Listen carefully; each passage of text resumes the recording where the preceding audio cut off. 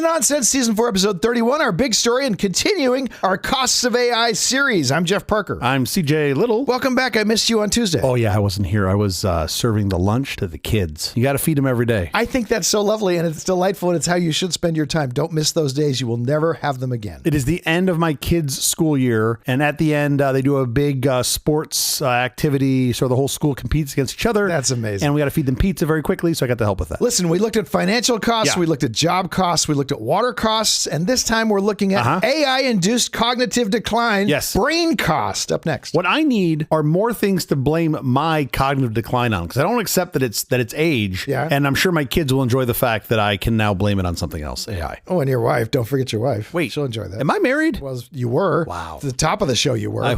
You're right. Some time has passed. I want to say her name starts with a D, maybe? Okay, why our neurological connections are collapsing in the age of AI. Let's go. I want to say, like, Brenda.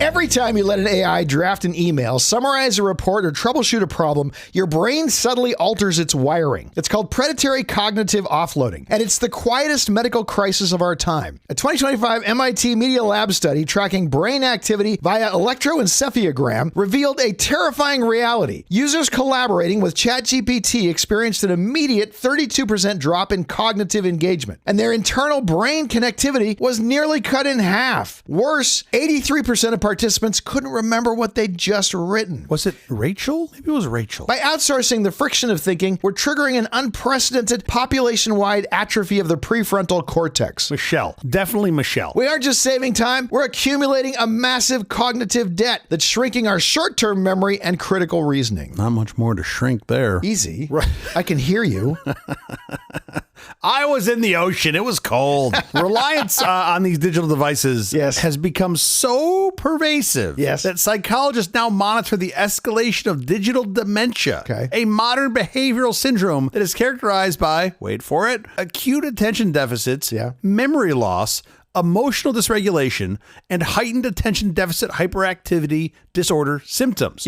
Or, as I like to call it, a weekday.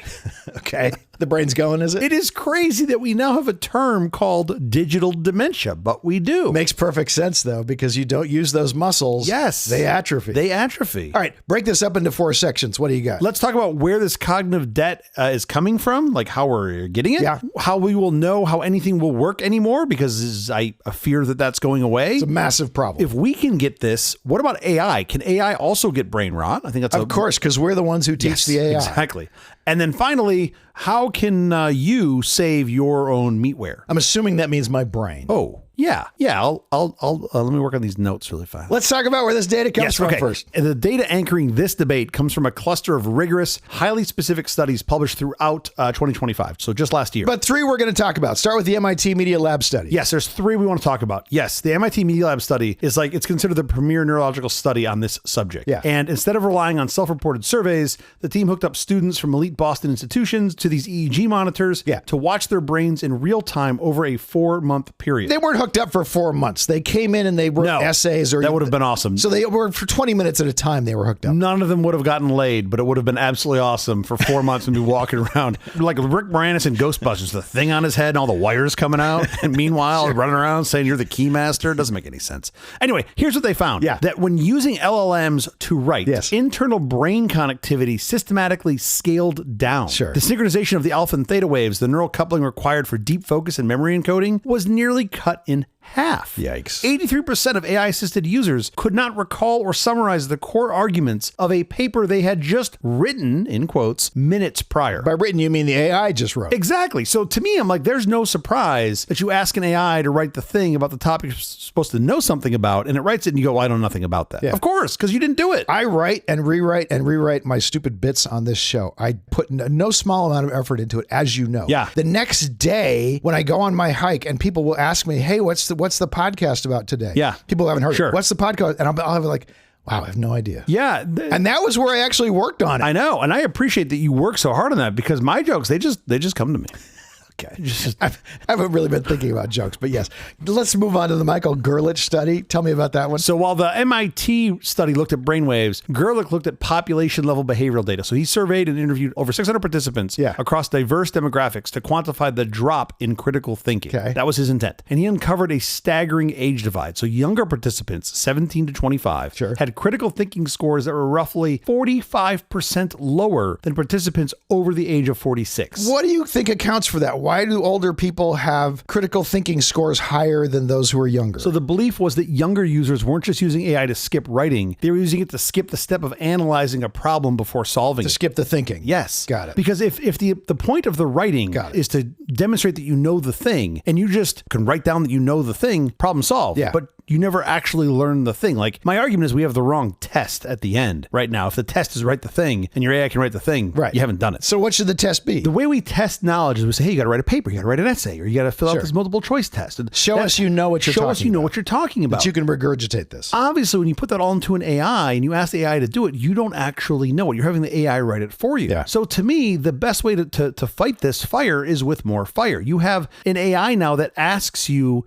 the questions. There's no test you can go cheat and steal from someone else. The AI just presses you and does like some waterboarding of you until you answer the questions. To make sure you've got it solid. Yeah. You could still cheat. You could still plug your AI into their AI, I guess, somehow, which is kind of hot now that I think about it. Hey. It's my only AI site. The problem with that is like, now you know you are absolutely cheating. There's no way around that. And I feel like that's the next, I wouldn't call it a pivot. It's the next evolutionary step of what we're going to get to here is the AI needs to be instructing and asking if you know the thing. And clocking how fast you can come back with your answers to make sure you're not going to another AI or some other source to give your answers back. Every single answer, you have to like answer a CAPTCHA. It's like, find all the traffic lights in this. And you're just like, oh, come on, not again. It's like a geometry problem. Yeah. We had the third study. Tell me about the Microsoft the future of work This one's super interesting. So they did this longitudinal study. This is Microsoft research where they tracked workplace AI telemetry. Yeah. And they highlighted part of the fallout from this brain drain was focusing on how the onboarding pipeline for human expertise is breaking. This is true not just at like software companies. This is happening in every industry around the world that relies on intelligence. It is starting with the ones that are being affected by AI first, because that's where they're seeing it. So the ones that are more, quote, logical, whether it's software development or the legal process or whatever, but you can see how it's not unique to those industries. It's going to spread anywhere where you can apply AI to do entry level, where you normally hire like an intern, right? So like the entry level roles where AI can do the work. They're seeing the hiring for those intern-like positions decline significantly after the firms adopted the agentic AI tools. Because they're using AI, they don't need the intern anymore. You don't need that anymore. They don't need the associate. Like once you buy the copy machine, you don't need the basement full of monks. Like the copy machine does the work for you. Yeah, but then who's going to sing the chants? Oh, good point. Never thought about it that way. Anyway, the study explicitly warns of a massive long-term institutional crisis. So, because if you automate all the grunt work, you never get the rookies the time to build their foundational skills and ultimately become the seasoned critical thinking experts. Like to become the bosses. You've removed that part of the pipeline. Now, I do believe that will be filled by something else. We're going to have a different start in the pipeline. Right. But right now, that old way is gone. And I don't think that's coming back in its old form anytime soon. We're going to have a new way that you develop yourself into an expert. This is different than like a calculator where we didn't all forget how to do math when calculators became a thing. Yeah, good analog. Explain how it's different. You learn how to do arithmetic. You learn how to add. Yeah. And then you go, well, I can add, but I'm slow at adding two 19-digit numbers. So I'm going to use a calculator. But if you had to do it by hand, you still could. You could do it. Like if you could do long division, you can still do long division into a very large number. You're just very slow at it. I couldn't make the errors that Excel makes quite as fast as Excel can make them. Oh, sir, these are fighting words. Excel, my friend, does not make errors. Excel is the holy shrine by which we all nerds worship. It's fine. I want you to go and I want you to Google right now, Excel mathematical errors. I will say every now and again, somebody shows me a sheet and I dig through like an Excel sheet and you can see their fingerprints on the formulas that they use. And I'm like, what is wrong with you? Like what possesses you to do this? When I see people that wrap like A1 plus B2 and they wrap it in sum and I'm like, what are you doing? Why would you do that? Makes no sense. See it all the time. What a complete nerd you are. You might as well be wearing that EEG helmet. Who said I'm not? It's just, I have the version 2 that's thinner. The AI isn't a calculator, right? The AI is doing all of your reasoning. It's your cognitive processing, right? So whether it's synthesis, reasoning, critical judgment, those are all wrapped up into that. So you're leaving the human brain completely understimulated and physically disengaged. It is not the same thing as a calculator. Okay, step back a step. Why does this cognitive decline happen? Well, when we stop using our brain to do the work and instead focus on addressing the thing we used to determine if we had done the work, the wheels have just come off the bus, right? Like if you're in space and you don't use your legs to hold you up against gravity, your legs will atrophy. You atrophy, yeah. That's what happens. It's like memory. I used to know all my friends' phone numbers. Yes. And now I don't know. I put them in my phone and now I don't know anyone's phone numbers. But okay. So, but I don't need to. Yeah. So I think there's some nuance there. Scientists call this cognitive offloading, right? Which is just a fancy term for outsourcing your brain's memory to something else, like in this case, some digital device. And doing it for phone numbers and calendar entries, maybe note-taking, to-do lists, that stuff to me makes a lot of sense because that takes up a lot of brain space. And I've spent a good amount of energy the past 25 years trying to get all that crap out of my brain and into sources that I trust. So that, I think, makes net positive sense for you as a human. But when you outsource the critical thinking part, that's what your Meatware is best at doing. So you're telling your brain, I don't need you anymore. I'm going to just use Claude for that. I don't think that's good. Those are two different things. Well, I have a chisel and a stone. So this is how we get digital dementia is we just let our brains atrophy and we don't know how the process of the thinking works, how we get to our conclusions. And this is a real thing. It's not just like you forget how to do it. Overusing these tools is physically changing brain structure, which is kind of nuts. Heavy screen exposure and constant digital outsourcing are linked to a drop in the white matter integrity, which is the literal wiring your brain uses for language and empathy. And getting constant distractions of notifications and then doom scrolling. And so you really end up with no ability to concentrate for more than a nanosecond. Yeah, your attention span is gone. It's disappeared. So scientists put people in these fMRI brain scanners, which is basically an MRI machine, but one that specifically is for showing the blood flow in the brain. They showed them a bunch of pictures and they told one group, remember these pictures. Another group was told, don't worry, we're going to save these on a computer for you. You don't need to remember them. And they told the second group to just forget them entirely. Like, we're going to show them to you. Don't think about them. So let me take a wild guess. When they did this, there was no difference between the last two groups. Exactly. The brain scans of the, quote, saved on computer group, you could guess, showed the exact same neural patterns as the people who were told to deliberately forget the pictures. So your brain's doing the same thing in either case. That seems like a massive problem. There was a study on heavy AI users and 58% of them admitted that AI does most of the thinking for their daily tasks. Think about that. The more you rely on AI, the more you stop trusting your own thoughts and the confidence in your own thinking vanishes. This is what happens when you treat AI as a subject matter expert and not as a tool. When you yield your thinking to the AI because you think it has superior thinking. That's a problem. Okay, two things. One, I mean, I know they're talking about stopping to trust my own thoughts because I can't even remember my wife's name. Jennifer. Yeah. I've met your wife. Yeah. Jennifer. That sounds right. Yeah, let's go with Jennifer. Here's the other thing that amazes me about this. 58% of them admitted that AI does most of the thinking for their daily tasks. 58% of them were willing to admit that. Oh, that's true. That's true. What about the other ones? What about the other 42%? They were totally lying. Yeah, half of them probably also had all their, who's thinking anymore? Am I the only one that's not like dumping everything through Gemini and Claude? Totally. Okay, let's look at how we understand then the inner workings of anything and trust our professional gut instinct when complex jobs shrink into a single click. Well, that's the problem. You don't. If you want to be able to audit a complex system, you have to understand the journey. You know how the parts work. How do you get from point A? Yes, you need to know how all the bits work together. That's the whole point of when you look to hire a subject matter expert as an auditor of any process. Right? I don't mean like a financial auditor. I mean like just including financial auditors, but anyone to look at a thing and tell you how it works. But with current AI-driven workflows, when you compress the entire task pipeline into a single click, the intermediate checkpoints are all erased. You can no longer see nor validate the work. It's just input output. How do we double check an AI's answer if we don't know how it got there? I mean, you got to have the middle steps. You got to have the humans doing the hard work. They have to articulate constraints. They have to test weird corner cases. They have to justify the logical trade-offs. And if it's all done for them, and how do they even know that the answer is correct? Exactly. And this is how your brain ends up with this decay of situational awareness because you're no longer even trying to think about it. Like, well, I put something in, a quarter went in the machine. This is what came out. That must be the answer. And you have no idea how the machine reached that answer. It's all just magic. Well, I do. It used a ton of water. You're right.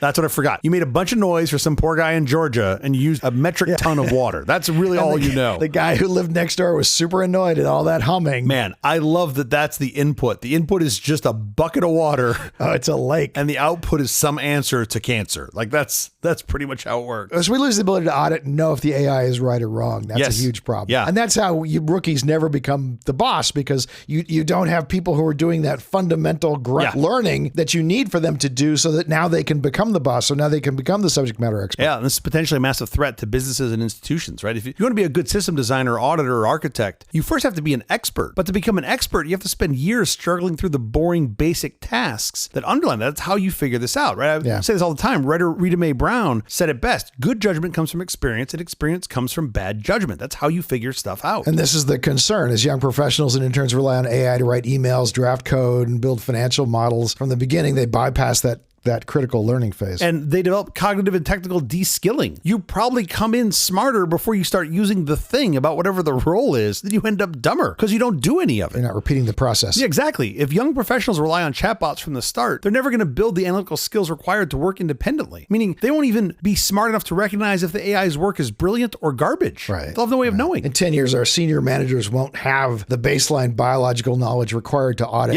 anything. Yeah, and I love that we are now calling it biological knowledge. Sure. Technically, that should be all knowledge, but we're like, what is all knowledge? Well, I know, but we have to like segment the, like, if the AI is doing it for you, we're not going to call that biological knowledge because you don't actually know it. Sure. If you go read it in the encyclopedia and regurgitate it, you got a better chance of knowing it than if you just let the AI type it out for you. AI has caught brain rot too. That was going to happen because the minute you start not knowing the answer or accepting the AI has the answer, and then the AI gets the answer wrong and you believe it and you pass it on, then you train the AI that that's the answer, but that's not the answer. Yeah. That's kind of an abstract way of saying it, but no, you're right. You see the problem. Yeah, of course. Yeah. For both humans and AI models, when they're exposed to high-speed, frictionless digital environments, they fall victim to what we call processing lesions that are known as thought skipping. You just skip over the thoughts in the middle because you trust the answer at the end. You don't want that friction, right? You want to maximize for speed and delivery. And the thinking subject, doesn't matter if you're a human, biological, or some digital AI agent, you're going to truncate the reasoning chain entirely. And that conclusion isn't always, but is likely superficial. This is the LLM Brain Rot Hypothesis that we're seeing happening. They skip steps. It's like having a reality TV star run for public office. You think because they were on TV and you know their name, they'd be really good at running this. Of course. They must be great at running this whatever. You couldn't run a claw machine. He talks pretty, therefore we should elect him. No. No. But here's the thing. This interaction style rewards rapid convergent thinking and penalizes the exploratory critical reasoning. And that's really what's fueled human innovation forever, right? It's been like questioning the things that are there. And my fear is that the loss of this intellectual stamina erodes our cognitive flexibility, leaving societies highly vulnerable to AI accelerated misinformation. That's the most petrifying part. Yeah. And once you get rid of that nuanced thinking, I think democratic deliberation is out the window. Sure. Like nobody can think or talk anymore. It's like, just repeat the reel, repeat the reel, repeat the reel. I know I sound like an old man, but I do feel like that's a trend that's been happening. Yeah, this is super dark. Yeah. Well, what do you want to talk about? The nonstick pans are going to kill me? We already did that. Researchers from Texas A&M and Purdue trained AI models on actual Twitter posts. Oh my. Yeah. Wait for this. These posts were filled with sensationalized clickbait, right? Superficial lifestyle slop. In other words,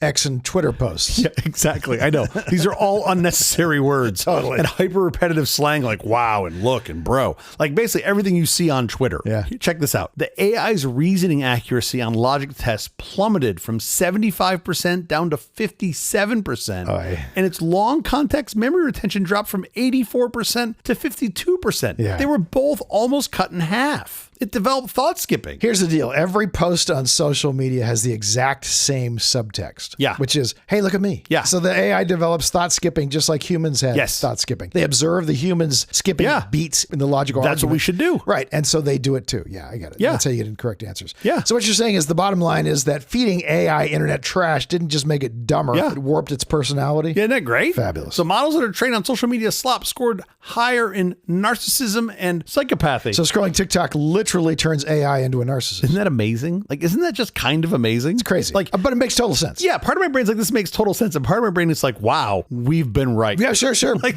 but the big problem with this is like half of the content on the internet is now AI generated. So half of, unless it's coming from really good models, half of it could just be garbage. Oh, even really good models? You still have garbage coming out. The tech companies have run out of high quality human books and articles to train new AIs on. We've consumed it all. This is the disastrous loop. If you start training AI on AI slop and error, it starts to believe and if you that. can't tell the difference necessarily. Yes, it starts to believe that and tell the lies more convincingly. Yeah. Garbage in, garbage out. You're going to get the garbage in, garbage out. That's exactly it. It's a toxic feedback loop. Brain rotted AI generates slop future AI, eats that slop, gets even more brain rotted, and dumps out worse slop. Yes. It's lovely. It's absolutely lovely. It's a great show. We are fine. Everything is fine. Just carry on. I see no problems here. No. Listen, it's a ton of gloom and doom. This is not how I want to end this segment. So please tell me there is something we can do. There is some cheery, happy, bright thing you have brought to the table, so we can counteract all these things. One of the simplest things that I think you can do, and I try to do this often, just practice active recall before immediately going to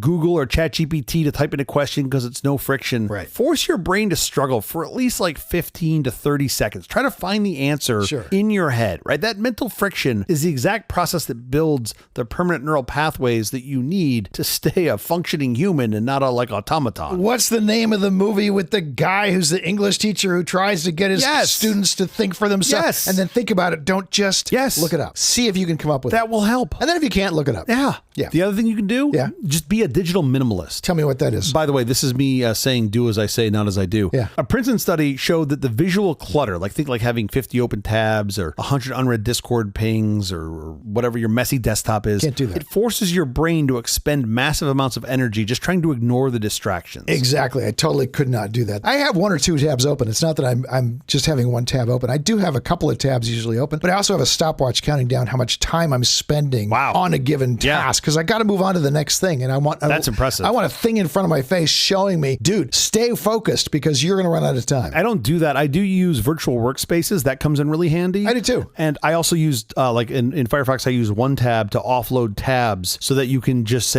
I want to get to this later, but I don't want to have it in my face now as a function to remember. Yeah. So I just dump it all into one tab and then I can come back to it later. That works great. So we got to clean up our digital workspaces to save our mental battery for stuff that actually matters. And also do puzzles. Yes. Do puzzles. Yes. Keep your brain active. Keep your brain thinking through things that are complex. Yes. I mean, your working memory is fragile. Well, mine's been fragile for years. Yeah. Well, yours is like a Fabergé egg that somebody tried to slam dunk. That's been dropped several times.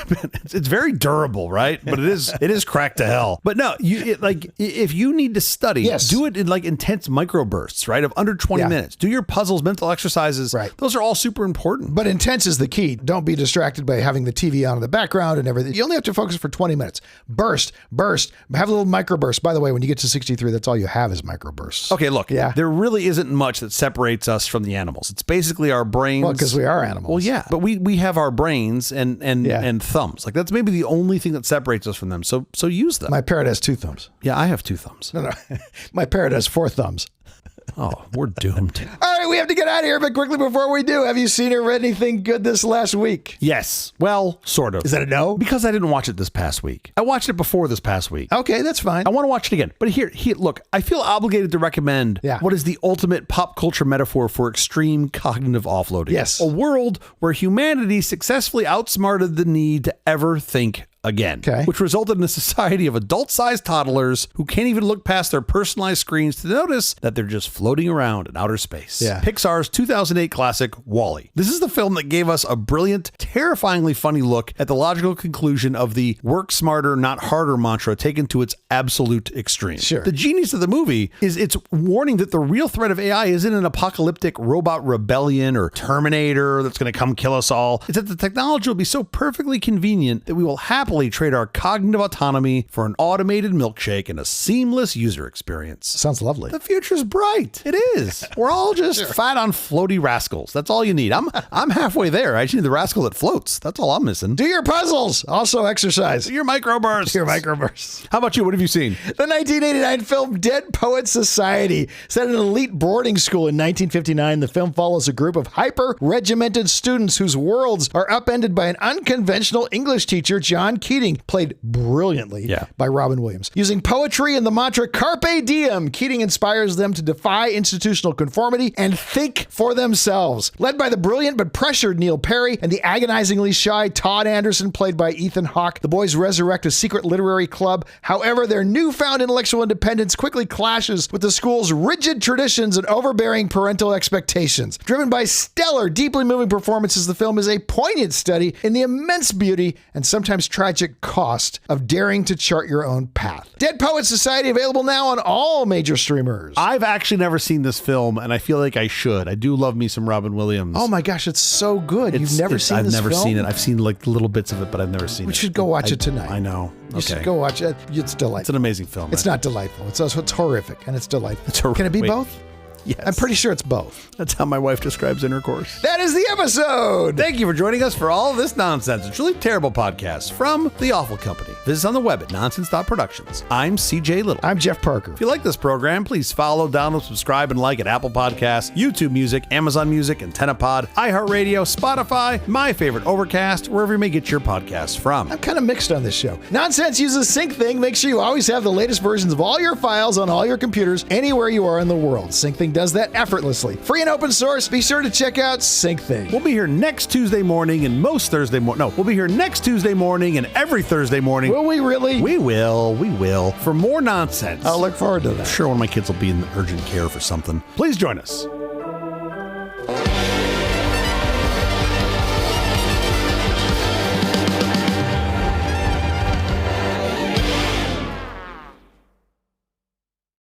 Samantha? Your wife's name is Samantha?